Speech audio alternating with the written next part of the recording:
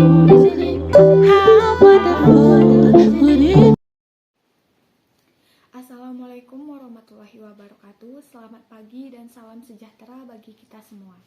Yang terhormat Rektor Universitas Negeri Padang, yang saya hormati Dekan Fakultas Bahasa dan Seni, dan yang saya hormati Ketua Jurusan Bahasa dan Sastra Indonesia, serta seluruh tamu undangan yang sudah menyediakan diri untuk dapat hadir pada hari ini. Puji dan syukur kita panjatkan atas kehadiran Allah Subhanahu wa Ta'ala yang telah memberikan kita rahmat berupa kesehatan dan juga kesempatan sehingga kita dapat hadir pada hari ini. Selanjutnya, salawat dan juga salam kita lupa tercurahkan untuk baginda Nabi kita, Nabi besar Muhammad SAW, yang mana beliau yang telah membawa kita dari alam jahiliyah ke alam Islamiyah seperti yang kita rasakan pada saat sekarang ini. Pada kesempatan kali ini, saya akan menyampaikan pidato mengenai efektivitas kuliah daring di masa pandemi. Tidak terasa telah lama kita tidak melakukan tatap muka, bahkan sejak awal semester bagi mahasiswa baru. Sudah beberapa bulan lamanya kita berada di rumah masing-masing untuk melakukan aktivitas perkuliahan ataupun kegiatan lainnya.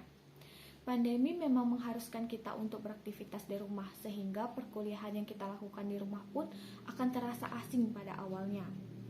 Pada awalnya memang terasa tidak nyaman melakukan kuliah secara daring.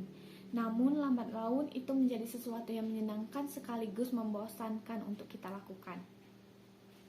Dengan adanya kuliah daring, semua proses perkuliahan pun berubah sepenuhnya.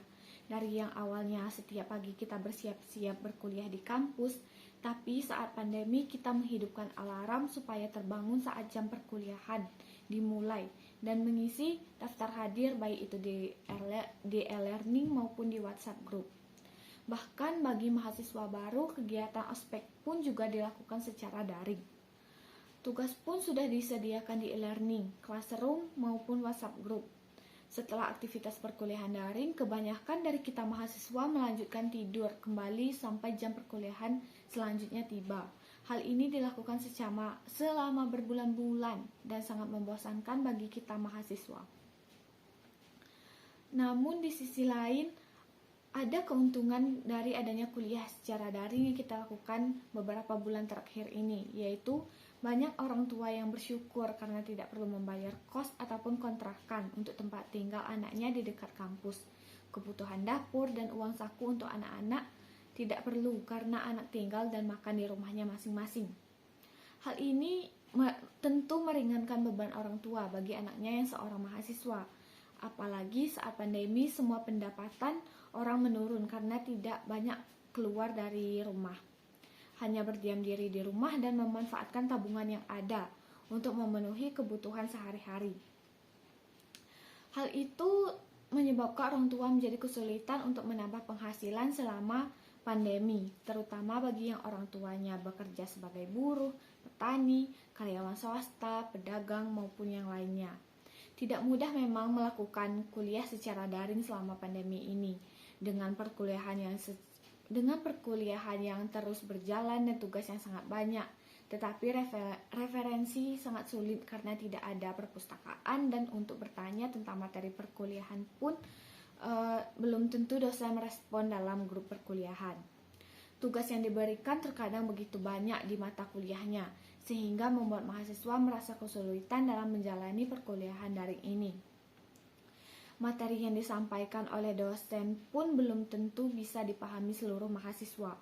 Selain itu, dengan kuliah daring, mahasiswa sangat takut dengan jaringan yang suka hilang secara tiba-tiba jika sedang melaksanakan kuliah daring, karena tidak setiap daerah di Indonesia memiliki koneksi internet yang lancar dan bagus untuk melakukan kegiatan kuliah daring.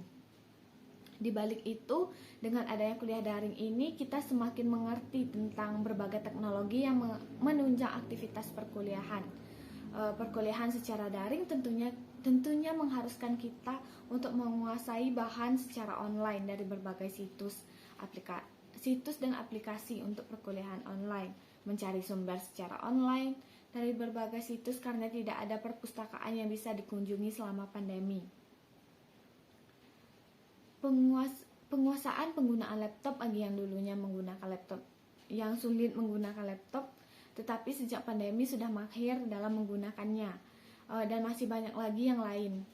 Kesuksesan pembelajaran daring ini sendiri selama masa pandemi ini tergantung pada kedisiplinan semua pihak. Oleh karena itu, pihak kampus perlu membuat skema dalam menyusun manajemen yang baik dan mengatur sistem pembelajaran daring.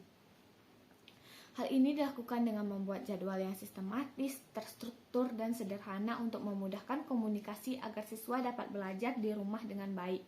Dengan demikian, pembelajaran daring sebagai solusi yang efektif dalam pembelajaran di rumah guna memutus rantai penyebaran COVID-19.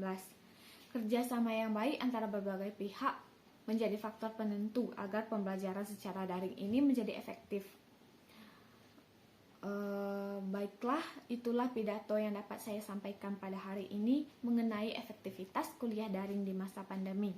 Semoga pandemi ini segera berakhir dan kedepannya kita tidak mendapatkan musibah yang sama seperti ini lagi.